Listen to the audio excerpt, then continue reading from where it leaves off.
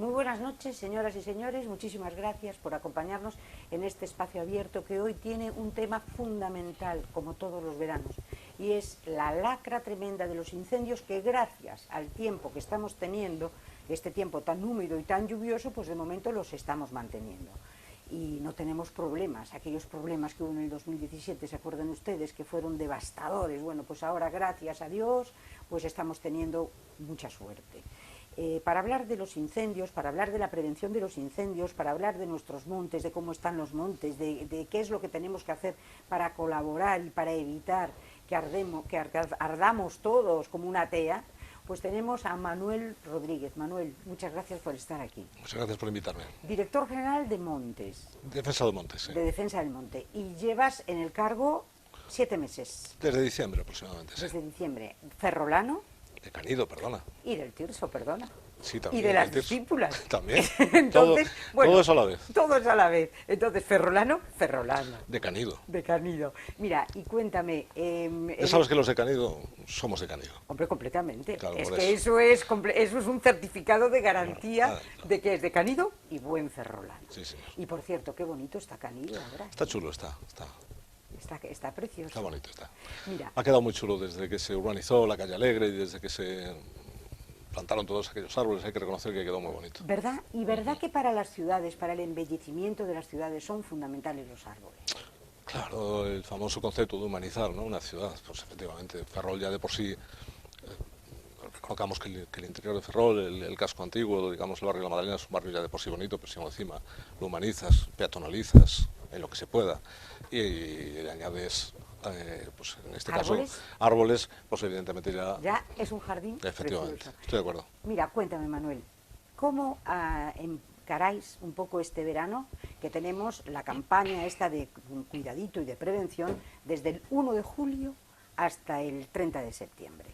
¿Cómo estáis en este momento? ¿En qué condiciones lo ves tú todo? ¿Y qué te parece como primera toda campaña hay que encararla siempre con la expectativa de que salga todo bien, evidentemente. O sea, la responsabilidad salta en el sentido de que todos conocemos lo que es el territorio gallego, es un territorio eminentemente rural, del cual 2/3 es de superficie forestal. O sea, esa es una singularidad de nuestra comunidad autónoma con respecto a otras comunidades autónomas, que unida a la forma de ocupación del territorio, también otra singularidad gallega, ¿no? Esos famosos 30.000 núcleos de población diseminados, nuestras aldeas, nuestros lugares, nuestras parroquias diseminados por el territorio, hace que se entremezcle desde los labradíos tradicionales en torno de los pueblos, las sagras, con la superficie forestal y con los espacios urbanos, incluso periurbanos. Entonces esa mezcolanza hace... pues es muy diferente, por decirlo así, de un modelo pues, clásico del resto de España o incluso más de países del norte de Europa, donde el bosque, el monte está en el monte, la ciudad en la ciudad, lo labradío en el labradío. Aquí está todo entremezclado, por lo tanto siempre es más difícil cualquier labor que implica la extinción de un incendio forestal, porque enseguida hay viviendas, infraestructuras, todo tipo de situaciones que de alguna forma interfieren en lo que es la extinción, pero también en la prevención. Entonces, bueno, con expectativa y, bueno, siempre confiando en el, creo, que reconocido magnífico dispositivo que tenemos en Galicia de extinción y de prevención de incendios forestales.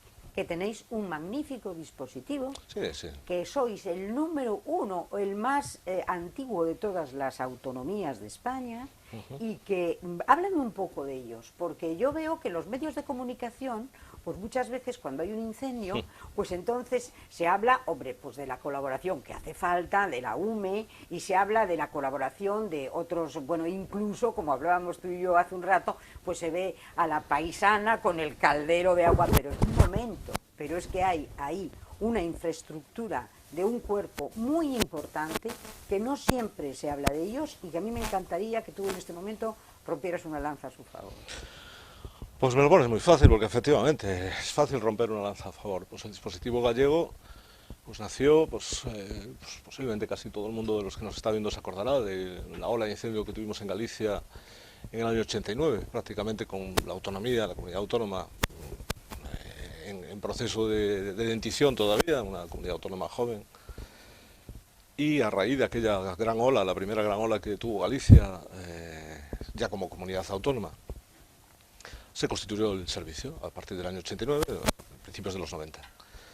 Y, pues, por tanto, ya tiene más de 30 años, es de los primeros, si no el primero, en realidad, de toda España y de los más profesionalizados. Tenemos más de 3.000 personas en todo el territorio, fundamentalmente empleados públicos, con muy poquitas excepciones y con una veteranía también dada por lo que has contado, porque somos la comunidad autónoma que efectivamente seguimos teniendo más incendios forestales de lo que nos debería corresponder por razón de territorio, por razón de superficie con respecto al resto de España. Aproximadamente todos sabemos que Galicia representa entre el 6 y el 7% de la superficie española y que, cogiendo datos de la última década, estamos hablando de que Galicia puede estar teniendo en torno al 25% de los incendios de España y en torno al 20% de la superficie quemada de España. Eso tiene un desarrollo y se puede explicar y se puede también parametrizar, porque no es exactamente toda Galicia y se concentra en determinadas provincias y en determinadas comarcas, pero sí es cierto que representamos una anomalía. Pero eso sí, es cierto que también durante estos 30 años ha sido la escuela de nuestros bomberos forestales, que de alguna forma los ha convertido en los más experimentados de toda España. Y que también habla a favor de que estamos hablando de incendios forestales y también de superficie afectada. Hay que tener en cuenta que cualquier dato de los últimos 10 años te dice que más del 70%, bastante más, en torno al 75% de los incendios forestales en Galicia no pasan de una hectárea. Y no pasan de una hectárea porque se apagan, no porque se apagan solos, porque los apaga nuestro dispositivo. O sea, incendios que en un momento dado podrían llegar a ser muy peligrosos, no llegan ni siquiera a superar esa hectárea. Tenemos que conseguir que pues tengamos la inmensa mayoría, que ya es la mayoría, de que eso no sea así para precisamente evitar posibles daños. Hoy en día ya lo veis, lo estamos viendo prácticamente casi todas las semanas. Si no hay grandes incendios forestales, pues como estos días en Canadá, los tenemos en California. Si no los tenemos en California, los tenemos en Argentina, en Australia hace Pero esos pocos grandes meses. incendios es que no los puedes controlar. O sea, esos, cuando ya el incendio se sale de madre, es que yo veo que en Estados Unidos, fíjate, en California lo que estamos viendo. Los grandes incendios forestales, que, así para el público que no sepa estrictamente de qué estamos hablando, se clasifican los que son a partir de 500 hectáreas. Cuando ya un incendio supera las 500 hectáreas se considera un gran incendio forestal. No son nuevos, pero sí es cierto que todos los parámetros que podamos medir por enmarcar este problema, pues desde el número de fuegos, número de incendios, de superficie quemada, superficie arbolada quemada, superficie rasa quemada, todos los parámetros que se pueden medir en series históricas y los análisis del territorio, los análisis de una guerra larga como es la lucha contra incendios, hay que analizarlos en perspectiva y con series largas para poder ver precisamente esas series estadísticas con rigor. Pues es una guerra que se está ganando, es decir, estamos hablando de que en una serie histórica de los últimos 10 años, Galicia ya en los últimos 10 años ha pasado de los 2.000 incendios en un año, parece que son 2.000 incendios, una barbaridad. Hombre, son muchos, pero en la última década de 2.000 incendios hemos pasado 2 años, en 2 ocasiones. Pero estamos hablando de que hace 20 años, una campaña de incendios, en Galicia había 15.000, 18.000, 20.000 incendios, ¿vale? Y estamos hablando de que superficies de los últimos años, medias, de 15.000 hectáreas años, 17.000 hectáreas año, que puede parecer también una barbaridad, y son superficie quemada, no lo voy a discutir, pero que estábamos hablando de cifras habituales, en una media también de hace 15-20 años, que superaban ampliamente las 35.000, 40.000 hectáreas por campaña. Por lo tanto, es una guerra que se está ganando, sí, pero ha aparecido un fenómeno nuevo. Es cierto, los grandes incendios forestales, que de alguna forma ahora ya ocupan más espacio en los telediarios, era un problema que prácticamente antes las ciudades, en el mundo más urbano, los incendios forestales se veían en el telediario, vamos a decirlo así, era algo que sucedía en el rural, en el bosque, en el monte, depende del lugar de origen del telespectador, obviamente, pero que ahora de repente amenazan ya a grandes núcleos urbanos, amenazan a villas, amenazan a pueblos, amenazan a infraestructuras, a carreteras, autopistas, autovías, ponen en peligro en definitiva a la población civil, cosa que antes extrañamente sucedía.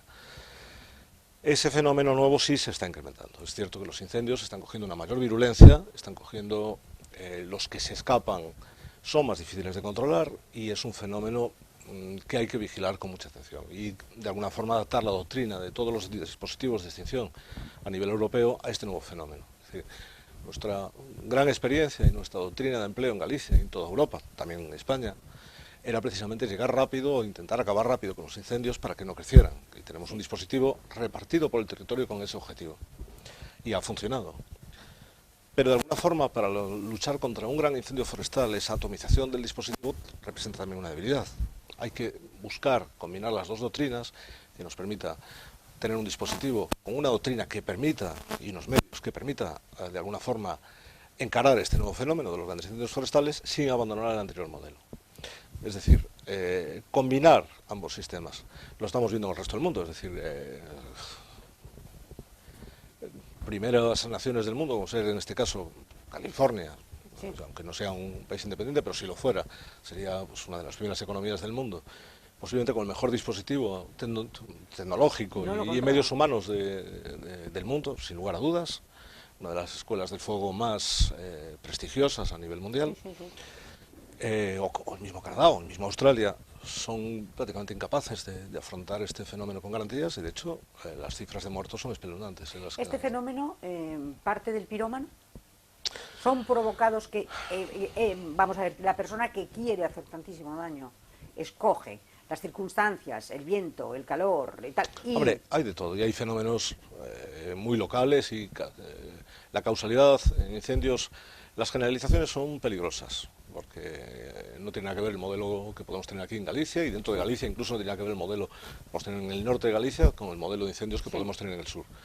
Imagínate a nivel estatal o europeo, la casuística varía un montón. Independientemente de quién originara el incendio, claro, donde tengas combustible, donde tengas unas condiciones climáticas y topográficas determinadas y evidentemente estos días de extremo calor que pasan en Canadá, por ejemplo, o en Australia, épocas de sequía o simplemente episodios en el que se combina todo eso con condiciones muy adversas de viento, por ejemplo, o de accesibilidad a esos propios incendios en los estadios más tempranos de evolución de este incendio, complican la extinción y evidentemente ayuda a que se hagan más grandes. También es cierto que hay una casuística común a todos los países que estamos describiendo, que es lo que venimos a llamar el abandono del rural, ¿no?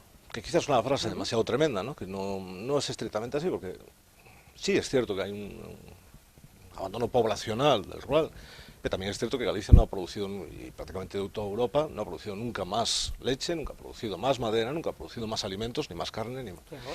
Estamos evolucionando hacia un modelo de agricultura diferente, con menor ocupación del territorio, porque tenemos menos ocupación en el sector primario de mano de obra. Esa menor ocupación del territorio también hace que en toda Europa occidental, en todo el mundo occidental, por decirlo de alguna manera, esa ocupación rural sea diferente, con una mayor intensificación de la agricultura y con mayores espacios naturalizados. No necesariamente espacios forestados, pero sí naturalizados, matorral, distinto tipo de vegetación. Y evidentemente eso, que de alguna forma es bueno también para la biodiversidad y para un territorio, vamos a decir, paisajísticamente más integrado, también tiene, como casi cualquier moneda, dos caras. Tiene también la cara de que es combustible que está en esos espacios, que digamos combustible que no se gestiona de la forma tradicional, con el desbroce tradicional o con la utilización de ese matorral, pues para, en el caso tradicional gallego, pues para el ganado, por ejemplo, para la cama del ganado. Pues evidentemente ese material combustible que permanece en el monte agrava la virulencia de un incendio y por lo tanto de ahí que en toda Europa, lo estamos viendo en los casos en los años pasados, en Grecia, en Portugal, casi de forma sistemática, casi prácticamente todos los años, sur de Italia, sur de Francia, ahora me hace unos días en Chipre, sea un fenómeno casi global. Pero sí es un fenómeno, reconozco que preocupante, porque claro, reitero, cuando antes estábamos hablando, que hablábamos de número de fuegos, que hablábamos de hectáreas. Claro, de repente aparece un tercer factor, ¿no? Que es número de muertos. Muertos de población civil en estos dos países que estamos diciendo. Y claro, eso ya son palabras mayores. Estamos hablando de una afección ya a la población civil de esos territorios. Hay que estar muy atento a estas. De alguna forma en Galicia lo vimos, recordaste tú antes, en el año 17. En ese octubre del 17 que todos recordamos, cada uno seguramente recordará dónde estaba ese día, aquellos incendios del entorno de Vigo, que todos se acuerdan, los tenemos en la retina. Incendios que prácticamente, grandes incendios forestales que pues, prácticamente devastaron del entorno de 50.000 hectáreas, pues prácticamente en horas.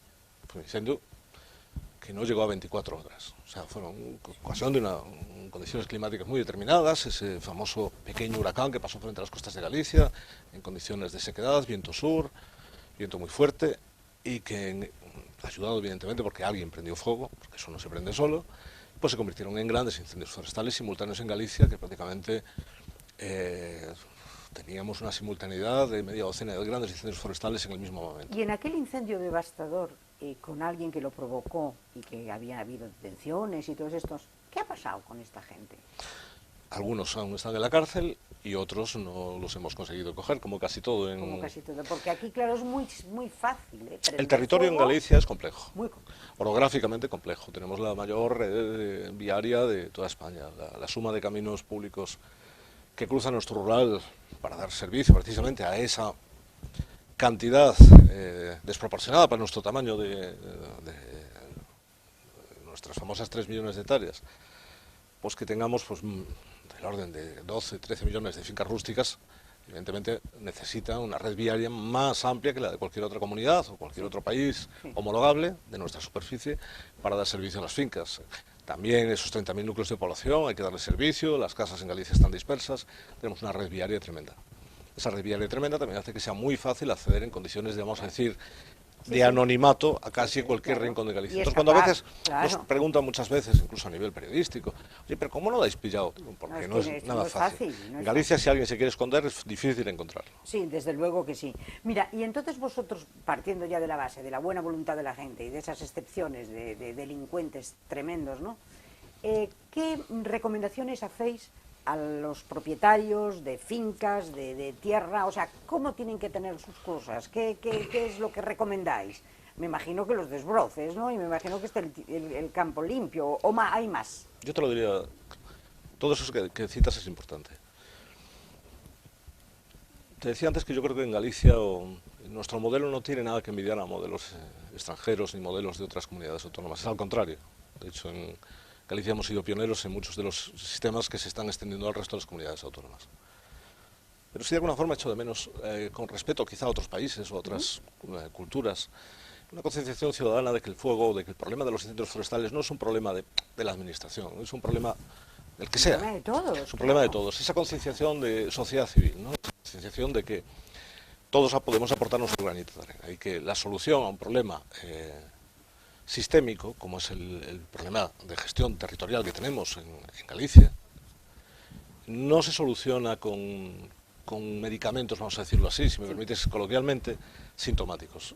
Me gusta decir, y creo que se puede entender fácilmente, que si la enfermedad que tenemos a día de hoy en Europa Occidental, no en Galicia, como dije antes, distinto de un cambio de paradigma, un cambio de modelo de gestión territorial, un cambio de modelo de sector primario, que ocupa menos superficie que antes. Y tenemos una forma de ocupación del territorio, también de nuestra población civil, diferente, con una población que tiende más a las ciudades, ¿no?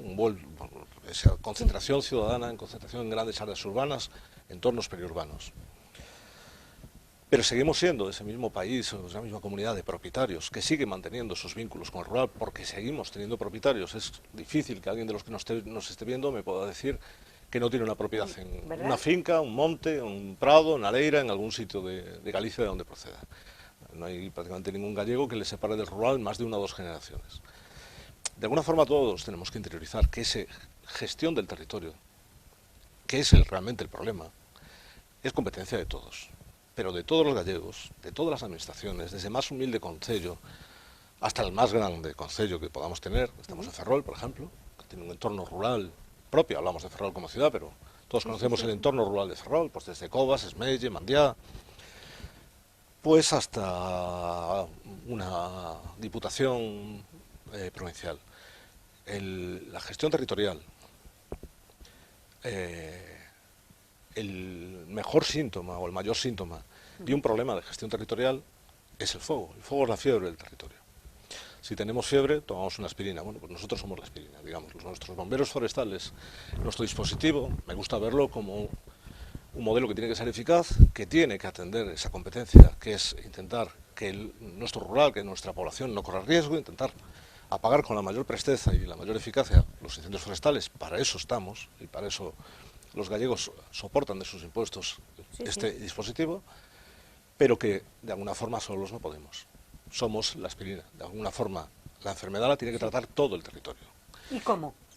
Con concienciación primero, de que cada propietario, de que cada gallego asuma que su trocito, su pequeño trocito Tiene que estar del en territorio, condiciones para evitar problemas. ese pequeño o gran trocito, Sí. dependiendo de qué tipo de propiedad tenga, tiene que estar en condiciones, evidentemente. La gestión del territorio implica también la gestión de ese combustible que estamos diciendo. No es lo mismo, es muy coloquial lo que estoy diciendo, pero evidentemente no es lo mismo ir a tener que tender un incendio que tenga en un monte, que tenga un desbroce del periódico en los últimos años y que tenga Sí. una capa, vamos a decirlo así, un manto de vegetación, pues el típico cento, el típico lecho de nuestros montes, que tenga toxios de 5 años y 1,5 metros de altura. ¿Y esto qué contribuye, por ejemplo, el eucalipto? ¿Qué problema puede generar? Bueno, el eucalipto es una especie, como todo el mundo sabe, alóctona, no es una especie propia de Galicia. Es cierto que siempre lleva la fama del tema de los incendios. Yo creo que es una fama injustificada. Es cierto que es una especie, en el sentido técnico de la palabra, pirófita, es una especie que en las condiciones de su zona natural propia, que es la zona australiana, Nueva Zelanda, etcétera, rebrota con facilidad después de un incendio. Es una especie que cuando hay un incendio forestal, se monta fuego de copas, es una especie que pavesea muy rápido, es una Por eso especie digo que propaga el fuego con rapidez. que es una especie que Todo eso contribuye, ¿no? contribuye, digamos, a que extender ese incendio. a que un incendio que sea virulento se vuelva más virulento.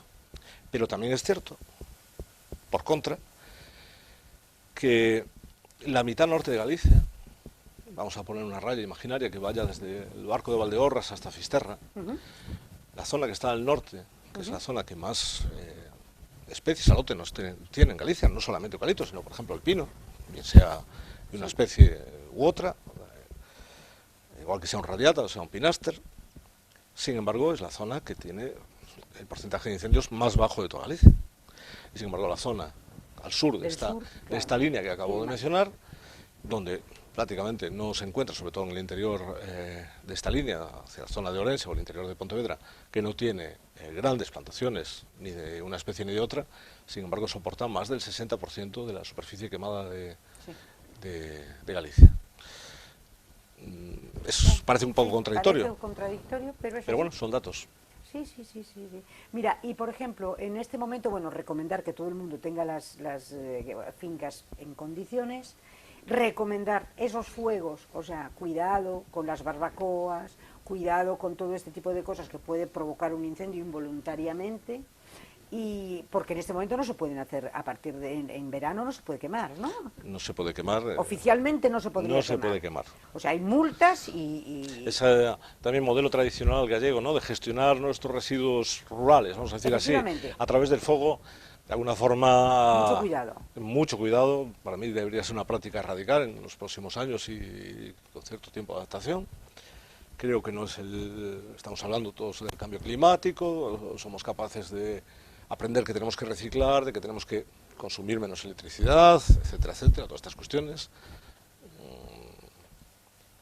Pero, sin embargo, llegamos al fin de semana y nos da por hacer una vera para quemar 4 residuos. Los rastrojos que tenemos en casa o 4 historias. No deja de ser también ciertamente contradictorio, ¿no? Pero más allá de que sea una práctica totalmente prohibido, ¿verdad, Manuel? Más allá de que sea una práctica no recomendable de gestión de residuos, hay muchos métodos hoy en día, desde el compostaje, evidentemente, hasta la utilización de la red que tenemos de puntos limpios para otro tipo de residuos, evidentemente, que no compostan. Más allá del fuego. Y de lo que se trata en lo otro es lo que acabas de decir tú, es gestionar ese territorio, todas las administraciones y todos los particulares. El 98% de la superficie de Galicia, es un dato que se repite hasta la saciedad, está en manos de particulares. Es de propiedad particular. Esa es una singularidad gallega. Es concienciar, por Dios, a todos los propietarios. Si todos los propietarios de Galicia pusiéramos nuestro granito de arena, en el sentido de que gestionamos nuestro patrimonio, de que gestionamos nuestras fincas, como gestionamos nuestras viviendas o gestionamos nuestros coches, nuestras propiedades en general, no habría ningún problema. Yo le pregunto a cualquiera, es decir, ¿a alguien se le ocurre hoy en día, después de tantos años, salir con un coche, entrar en una autopista, circular por la ciudad, sin tener el coche con la ITV pasada, sin tener el coche con un seguro, sin tener el coche en condiciones de mantenimiento razonables, ya digo solo razonables, o tener nuestra propiedad donde vivimos en condiciones que pueda provocar un derrumbe o que pueda provocar algún daño a nuestros vecinos. No se nos ocurriría, mayoritariamente. Sí. ¿Qué pasa entonces con nuestras propiedades rústicas? ¿Por qué de repente todo ese sentido común que aplicamos en otras facetas de la vida? Circulamos por la derecha cuando vamos por carretera. No falta que esté un guardia civil o un policía municipal para que nos echemos a la derecha. Ya forma parte de nuestra, cultura, exactamente, de nuestro día a día. Ya lo tenemos interiorizado como una, vamos a decir, costumbre, como una forma de convivir con la demás ciudadanía y evidentemente, y perdón por decir estas obviedades, pero creo que son ejemplos muy válidos. Pero hay que decirlo, claro. Lo tenemos interiorizado como una forma de convivencia, vamos a decir, que provoca que tengamos una armonía social. Pero sin embargo, cuando hablamos de nuestras propiedades, que hemos dejado, como he dicho antes, una generación atrás, o que hemos dejado en nuestra casa, donde vivimos, donde nacimos, o donde nacieron o vivieron nuestros padres, parece que eso ya no va con nosotros, ¿no? Eso es una cosa de la administración. Respondo reiteradamente muchas veces la pregunta, bueno, ¿y cómo hacéis lo de la prevención y tal, los desbroces? Y claro, más allá de que evidentemente nosotros tengamos una responsabilidad de ejecución subsidiaria en caso de que ese propietario no lo quiera hacer, yo siempre respondería diciendo, ¿y por qué no le preguntas eso a los ciudadanos particulares? O sea, depende de cada uno. El 98% de las fincas de este país están en manos de propietarios particulares, por lo tanto están en manos de los gallegos. Entonces habría que preguntarle a los que nos están viendo, a cada uno de los que nos está viendo, es, ¿qué estás haciendo ¿qué estás haciendo tú para ayudar a luchar contra los incendios? Claro. En el caso de que esto se nos desmadre, entonces tenemos dos teléfonos. Uno, que es el teléfono de emergencias, que me parece que es el 085, que yo creo que lo están poniendo en están poniendo en los dos teléfonos. Y otro que es el de denunciar por si acaso vemos que hay un loco que anda con un espejito haciendo bobadas. Efectivamente, lo que dices tú, porque estábamos hablando de colaborar. Bueno, pues una de las vías de colaboración en este territorio que tenemos y con esa dispersión de población que tenemos también, que también de alguna forma ayuda a ver lo que está pasando, es que ante cualquier sospecha o ante cualquier indicio o alguien sospechoso o algún conocido, vecino, viandante, que sabes que va a fastidiar, que sospeches que está haciendo cosas que no deben, vamos a decirlo así en términos Disney, pues efectivamente que avise y que ayude. Que avisen, por favor. Esas 3.000 personas que forman parte de los bomberos forestales están divididas por todo el territorio, ¿tienen base en algún sitio concreto? O, por ejemplo, en nuestra zona de Ferrol, San Saturnino, toda esta zona, ¿hay algún sitio especial o no? Los tenemos camuflados por el territorio. Están repartidos por todo el territorio, están organizados, organización administrativa. Galicia se divide en 19 distritos. ¿Vale? Tenemos, evidentemente, 4 provincias, tenemos una estructura administrativa y operativa, sobre todo en la coordinación de incendios, que es la provincia, ¿no? Tenemos los centros de coordinación provincial, con una serie de personal, de técnicos y de centros de coordinación, que son los responsables de cada provincia, pero la capa más baja del territorio es el distrito forestal. Tenemos 19 en Galicia, en la provincia de La Coruña tenemos 5, y digamos ese es el nivel administrativo más pegado al territorio, desde el que se organizan, digamos, el primer ataque a un incendio. En el caso de un incendio forestal, la organización de los primeros medios que acuden a un incendio forestal nace del distrito, y luego por debajo del distrito, y en esa organización propia del distrito, están nuestros puntos de encuentro, nuestras bases, por el territorio donde están nuestras brigadas, nuestras motobombas, nuestros recursos en definitiva, bien sea ligeros, pesados, los vehículos, repartidos por todo el territorio. Si alguien quiere, por ejemplo, formar parte de ese cuerpo de bomberos forestales porque le encanta toda esa historia, ¿qué tendría que hacer? ¿Se tiene que someter a unas oposiciones? ¿Tiene que ir a hablar con alguien en concreto? ¿Hay algún departamento especial? Nuestros bomberos forestales son mayoritariamente, como dije antes, empleados públicos. Entonces, pues, evidentemente, preparar unas oposiciones, un concurso de oposición, cuando salga, como todas las demás oposiciones. Y si, bueno, pues ya tiene cierta experiencia, también se puede anotar en las listas de sustitución que hay para prácticamente cualquier plaza en la administración pública, y en función de sus puntos, en tanto en cuanto no haya una oposición, se le van llamando para las vacantes que vayan surgiendo. ¿Y tenéis personal suficiente? O... Nunca hay personal suficiente, ¿no? Que no. Yo creo que ningún gestor te puede decir que tiene el presupuesto suficiente ni el personal suficiente, siempre queremos más. A ver, hay que ser justo con los gallegos, ¿no? O sea, creo que tenemos uno de los dispositivos mayores de toda España, también es cierto que tenemos uno de los mayores problemas de toda España, pero tenemos un dispositivo que, vamos a decirlo así, que los gallegos pueden pagar. O sea, no se trata Sí. de pedir lo que no puedes tener. Se trata de intentar profesionalizar y sacar el máximo rendimiento del dispositivo que tenemos. Se trata de sacar el 100% de nuestros bomberos forestales, el 100%, e intentar tenerlos en las mejores condiciones de formación, de doctrina y de equipos empleados. La idea es esa. Sí. Otro tema con el monte, que yo creo que no sé si depende de ti, pero a lo mejor nos puedes aclarar. Dos problemas que tiene ahora mismo la gente, dos miedos que hay. Por un lado los jabalíes y por otro los lobos. ¿Qué pasa? Porque Tienes razón, no depende de mí, pero sí que evidentemente... que a lo mejor no, por eso te decía yo. Todo forma parte del mismo proceso que hablábamos oye, es que antes. los jabalíes están tranquilamente por el castillo de San Felipe. El otro día estaban por Caranza paseándose tan tranquilos. Vi un vídeo hace poco que había un jabalí por Capitanía. Y uno por Capitanía, paseándose. quiero decir, o sea que ahora ya acampan por sus respetos. Por un lado los jabalíes, ¿qué se puede hacer? ¿Qué se debe hacer con eso? Pues no hay una respuesta rápida para eso. Es decir, estamos hablando del mismo proceso que estábamos hablando antes. Estamos teniendo un proceso de naturalización del territorio. Estamos abandonando de alguna forma el territorio, la población. Ese territorio que antes se cultivaba se naturaliza y aparece matorral. Después, evidentemente, en el siguiente sustrato, en el siguiente estrato, aparece el arbolado y se naturaliza. Es decir, la naturaleza recupera lo que fue suyo antes de la llegada del hombre, o digamos de la densidad de población actual del hombre. Sí. Y oiga, la fauna no deja de ser ajena a este mismo procedimiento, este mismo proceso, perdón. Es decir, donde antes había campos de cultivo y ahora hay matorral y hay bosque, pues evidentemente aparecen de nuevo los jabalíes que siempre estuvieron ahí, en menor densidad.